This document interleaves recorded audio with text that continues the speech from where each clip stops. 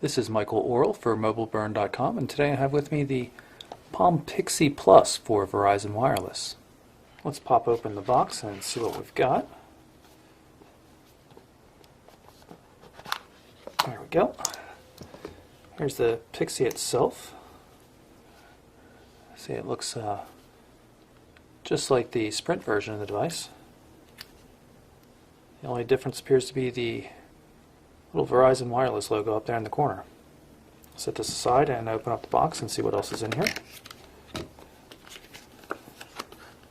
little bit of information on some Palm resources and the Getting Started guide, gesture guide, and some other consumer information just like we saw with the Pre.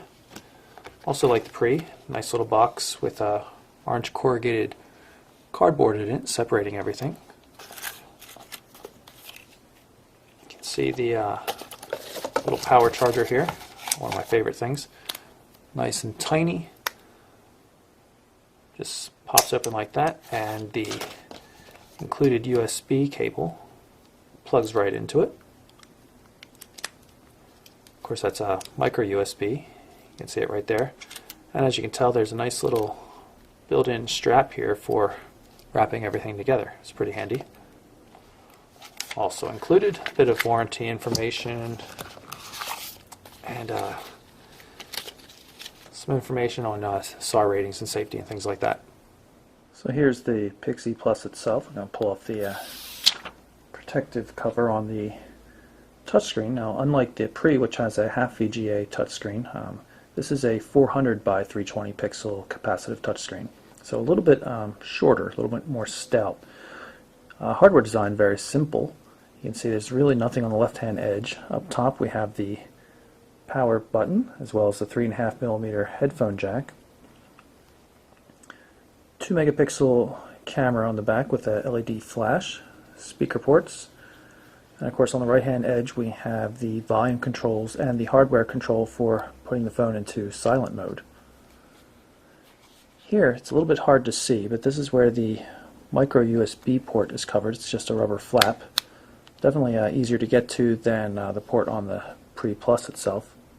Nothing at all located on the bottom of the Pixie Plus. Let's see if I can remove the back cover. A little difficult to get your fingernail in there and then pop it off. There it goes. You can see it's a non-touchstone compatible back. There's no circuitry here for inductive charging. Would attach to those two contact points if it did. Again, no micro SD card slot in here. All the storage is built in, just like on the Pre. You see the battery, and you can also make out the antenna. There's an antenna here around the camera, one here on this edge, and another one down here on the bottom. Not nearly as obvious as on the Pre Plus, but still there. I'm going to hold down the power button for a second or two to start up the device. You can see the screen activates. You can see at the bottom of the screen I have a voicemail notification. I'm just going to tap on the notification. I could tap on it again to activate the voicemail system, but instead I'm just going to get rid of it and I'll go take care of it later since it's probably not from somebody I know, since this is a test device. See the little menu bar across the bottom. I'm going to tap on the main menu button. You can move across. And you can see it's a little bit shorter than, as I mentioned, than the Pre. You know, basically almost one less row of icons showing up on the screen at a time. Tap on the device info application so we can see what's built into the device. See the battery's almost charged, and we've got 8 gigabytes of storage, 7.1 gigabytes of which is available, and this is running Palm OS 1.3.5.1. Like on all the WebOS devices, you just swipe up to throw the application into card view, at which point you can get to the main menu or load another application. One thing you'll notice on the Pixie Plus here is we've got Wi-Fi, which is great. So here's the Wi-Fi configuration app. We're going to turn it on. And right then and there we've done something that we've been unable to do with other Pixies so far. Again, I'll flip it up into card view and then just toss the card out. I'm going to toss this one as well and go back to the main menu. I've loaded up the Palm app catalog so as we can get to the mobile hotspot for Pixie Plus. Got to download this free application so as we'll be able to use the Pixie Plus as a Wi-Fi hotspot. It'll basically be a hotspot modem So other devices will be able to connect to it and make use of the Pixie Plus's 3G connection. It's an EVDO Rev A connection on Verizon Wireless's network. See, it's already downloaded, it's installed, and now it's ready to launch.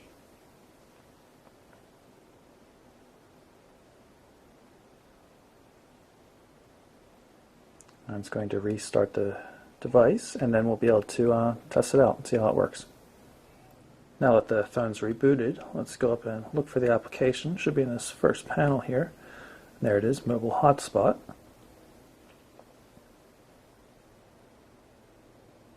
And it's loaded up.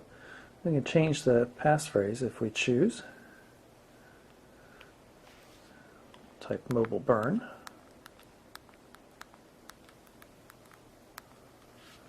And then hit Done.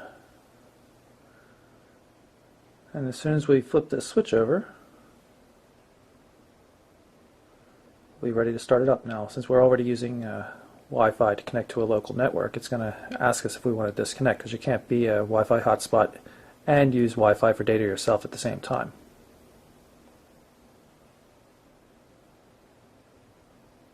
And right now you can see there are no connected devices, but we'll fix that in a minute. And here I have a Motorola Click, and you can see that the Pixie's Wi-Fi connection is showing up here. I'm going to put in the Mobile Burn password. And then hit Connect, and pretty soon we should see the connection on the Click going through to the Pixie. And there we are, fully connected. Again, just like we saw with the Pre though, the signal strength for the Wi-Fi connection is pretty weak. It's showing a single bar right here, and the Pixie Plus is only about 3-4 feet away.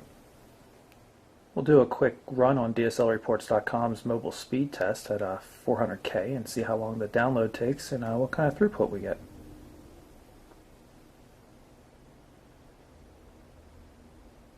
There we got 477 kbits per second, which is pretty much what we were getting out of the Pre. Not super fast, but acceptable, I guess, at this point. I'll turn on the Pixie Plus, and you'll note the notification showing that we have a new connection here. I'm going to unlock the screen. And now you can see the device is connected, and I'm going to flip off the Wi-Fi on the Click, and you probably heard the vibration and the notification that just came through said that it's been disconnected. And since I have a notification handy, I'm just going to show you how the notification area at the bottom of the screen works. I'm going to tap on the Mobile Hotspot notification, expand so as you can read it. You can either tap on it, go to the application, or you can just swipe it away at that point in time. I'm going to turn off the Mobile Hotspot because we're not going to be using it anymore. And a quick swipe up to throw the phone into card view, and I'm just going to toss the application aside and do the same thing with this one and go back to the phone app. This is the dialer. You can see we just make a quick test call. You can see the speaker button down here. I'm going to put that on so it activates the speakerphone. And to hang up, I just tap on the red button. So let's bring up the web browser, getting to the main menu, and then moving to the first screen and hitting web. You can see there's definitely lacks the speed of the Pre in terms of loading new applications. Mobileburn.com here. And let's see how it looks.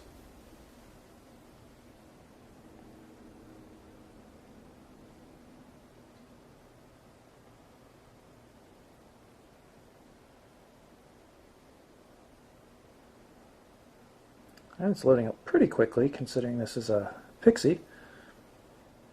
We're not on Wi-Fi right now, so all things considered, the data seem to work pretty well. Double tap zooming. Multi-touch zooming as well, pinch and stretch gestures. Double tap definitely is the way to go though.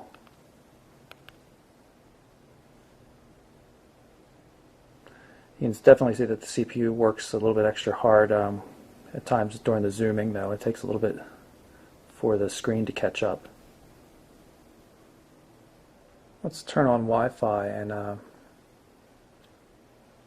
check to see what kind of speeds we get from that.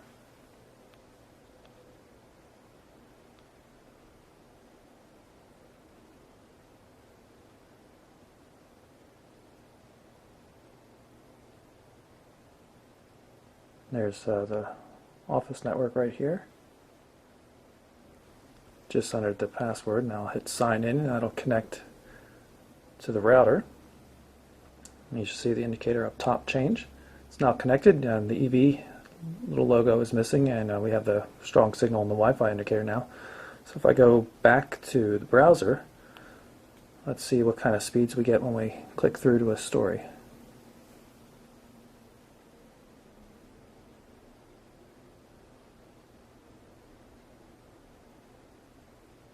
Not too bad at all for Wi-Fi. Double tap here to zoom in a bit. And of course you can look at things in landscape mode as well. Really a good browsing experience on this device. Really quite pleased with it. You could certainly use a bit more CPU power, but overall I think the Pixie's a pretty good deal. One last thing I want to show you about the card view. Obviously it's a great way to control multitasking, switching from application to application, but also you need to realize that those windows, those cards, are actually live. So if I turn the device on its side, you can see the web browser responds appropriately and switches into landscape mode. So definitely it's live data in there, what you're seeing in the cards. It's really great how it works. I'm very, very pleased with WebOS in general. So that's the Palm Pixie Plus for Verizon Wireless. It goes on sale on January 25th for $99.99 after a $100 mail-in rebate. Voice plans start at $39.99 for 450 minutes. An additional $20 will get you unlimited text, and it's an additional $29.99 to get unlimited data. However, if you want to use the mobile hotspot functionality, that's an additional $40 per month on top of that. So all in all, it can get quite pricey. But it's a cool little device. Works pretty well, and it's got a gorgeous display, nice form factor. So again, that's the Palm Pixie Plus for Verizon Wireless, and I'm Michael Orrell for MobileBurn.com.